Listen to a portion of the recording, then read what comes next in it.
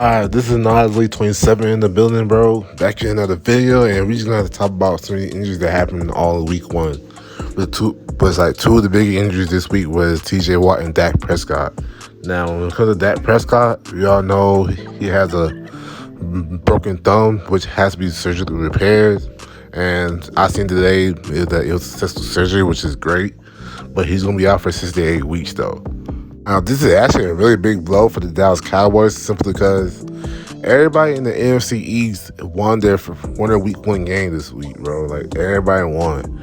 And their Cowboys reviewed that as one of the teams that actually make the playoffs. But, I mean, a lot of analysts had the Eagles winning the division, but, like, some people actually had the Cowboys winning the division, though, because Dak Prescott was the best QB in that division, which I can understand, honestly. What this means, though, is that this team is going to have to just find a way to survive to even have a chance to be in that playoff hunt.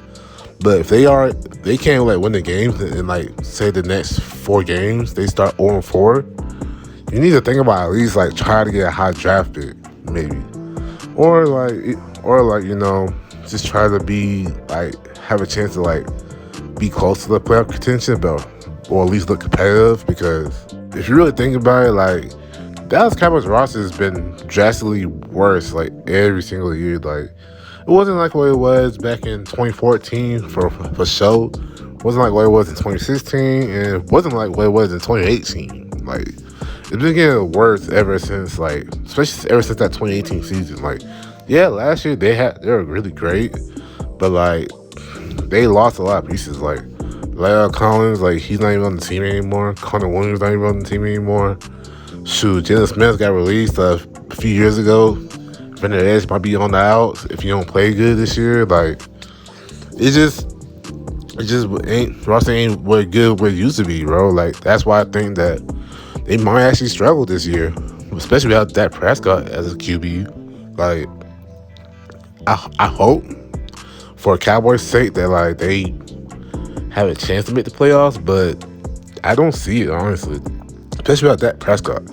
But speedy recovery for that, though, I don't see any NFL players getting hurt, so speedy recovery for you, and hopefully come out healthy again. In the same game as Dallas game, bro, Chris Godwin got hurt. He ended up hurting his hamstring, to which I don't even know why they decided to let him suit up for this game, because Chris Godwin just came off a torn ACL back in December.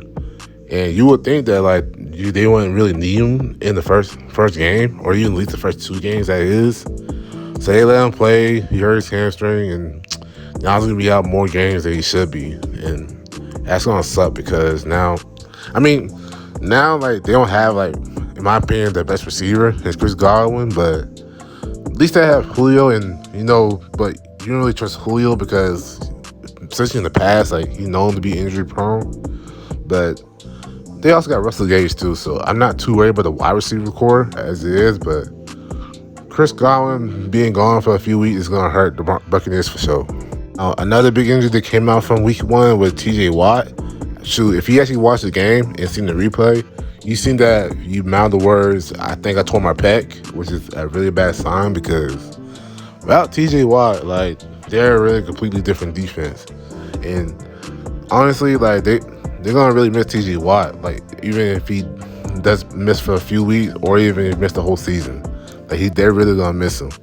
And not taking away from that front seven, because I don't deny the front seven at all, but this is really bad for the Steelers after having a monumental win against the Cincinnati Bengals. I actually seen reports that the torn pec doesn't require surgery, but he's still gonna miss a few weeks. You just need a good amount of rehab for this, but I think if he takes the surgery, he's gonna be out for the season for sure. But either way, it's his decision. I heard he's gonna get a second and third opinion on it, and he probably gonna make a decision probably by Thursday night. But even then, it's still gonna be a big blow for him to not have TJ Watt on the field, especially since he was already dominating the game for sure against the Bengals. But they're gonna miss him. Cameron Hayward is the second best pass rusher on the team. He probably one of the most underrated pass rushers too of all time, Cameron Hayward. But Yeah, the Steelers defense is going to take a big hit in the pass rushing department probably like in the next few weeks. So get better, get well soon, TJ Watt, man, and really miss you playing, bro. I really wish you didn't get injured like this, bro. Now, in other news, the 49ers, they lost their #1 running back, and Elijah Mitchell. He's going to be out for 2 months with a sprained MCL. And it's gonna be a big blow. They're gonna wish that they didn't let Raheem Mostert go, but it's gonna. I'm not really too worried about it because the 49ers is always going to produce some running backs that like just pop out of nowhere and be good. It just busts out for 100 yards and 3 touchdowns maybe, but it's still a big blow though, given the fact that this is his second year in the league. So that's gonna suck. But get well soon, Elijah Mitchell, bro. He'll be out for 2 months, and let's see how they go moving forward with the 49ers. And the last injury update we're going to talk about is Jamal Adams.